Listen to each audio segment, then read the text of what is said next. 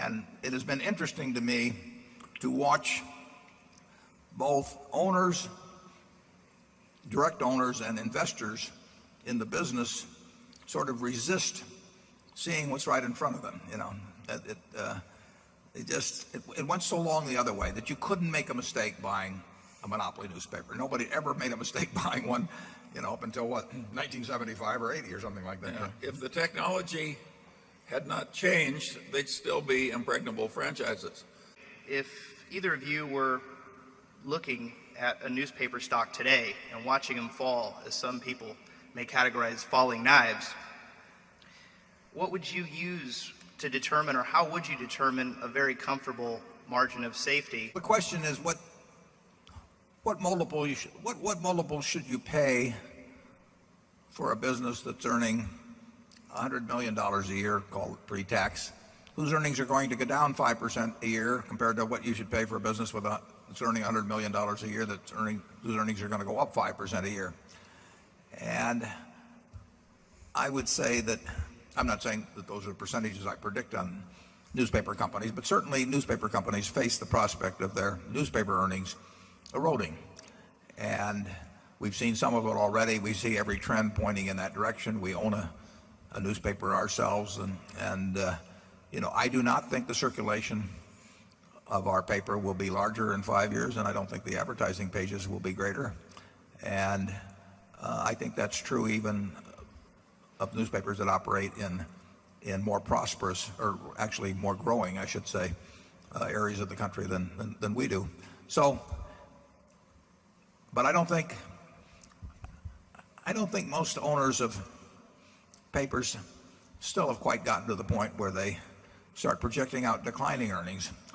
Certainly multiples on newspaper stocks are unattractively high if you would see some decline like 5 or 6% a year on earnings occurring from this point. They're not cheap enough to compensate for that sort of erosion in earning power. And then you face the added risk that they may have a sort of a perception lag, and that they may continue to use some of that money to buy other newspapers at prices which again don't make much sense. It's pretty hard in a declining business to buy things cheap enough to compensate for the decline. People in the business always tend to think that they're seeing the first robin, or something, and that it's going to get better. And I would say the newspaper business, the decline, if anything, has accelerated somewhat. When they take people out to the cemetery, they're taking newspaper readers, and when people graduate from school, they're not gaining newspaper readers, and that may not change things overnight, but it goes in the wrong direction. And the less the readership, the less compelling argument to have to advertisers. So that virtuous circle, where everybody read a paper because every ad was in it, and every ad was in it because everybody read a paper, that virtuous cycle is going in the other direction now. And I don't think present prices for papers compensate for that. And you are now hearing from a couple of guys that just love newspapers. We think newspapers are indispensable. Right. But we don't have we have less company in that view than before. I read 5 newspapers every day. Charlie probably does about the same. And more. Yeah, well, it shows too. We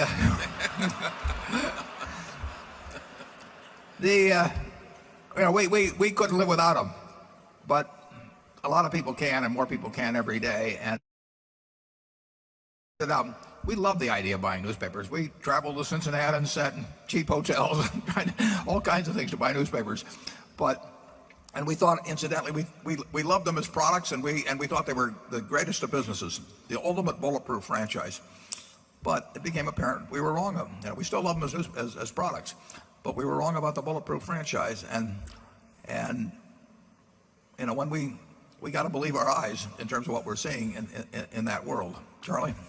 Yeah, I have an even greater sin to admit to. I once thought General Motors was a bulletproof franchise. But we have a wonderful way of coping with a lot of these things. We have this too hard pile. I don't know if Warren is buying General Motors or not, but I have a good guess. And it's just too hard. If something is too hard to do. We look for something that isn't too hard to do. What could be more obvious than that? It may mean that we don't do very much. Yeah. Yeah. We won't get into some specifics. The news,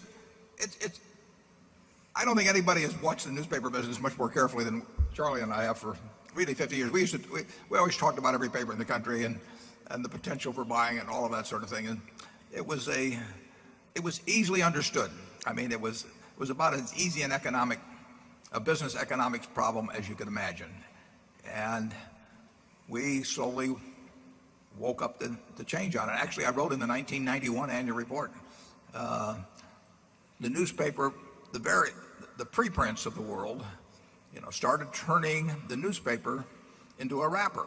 It contained a whole bunch of things that could have been contained in some other package. Now, your newspaper wasn't reproducible in some other package, but this thing was carrying around a bunch of preprints. Now, the question is are there easier ways to carry around those preprints? But there was nothing magical about the paper except it got inside the house and brought the preprints inside the house. And as the newspaper lost penetration, it became a somewhat less efficient way of getting things into the house, and other ways became more efficient at getting things into the house. And so there's these things.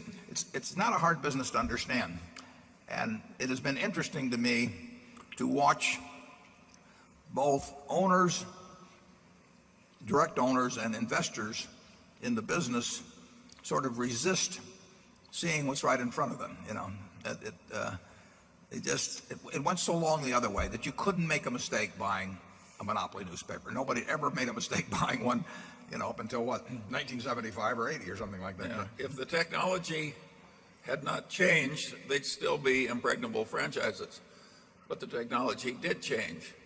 Fortunately, carbide cutting tools appear to have no good substitute. It's a lot better business over time if you have the right management. It takes very good management. Nice thing about the newspaper business 30 or 40 years ago, it took no management at all.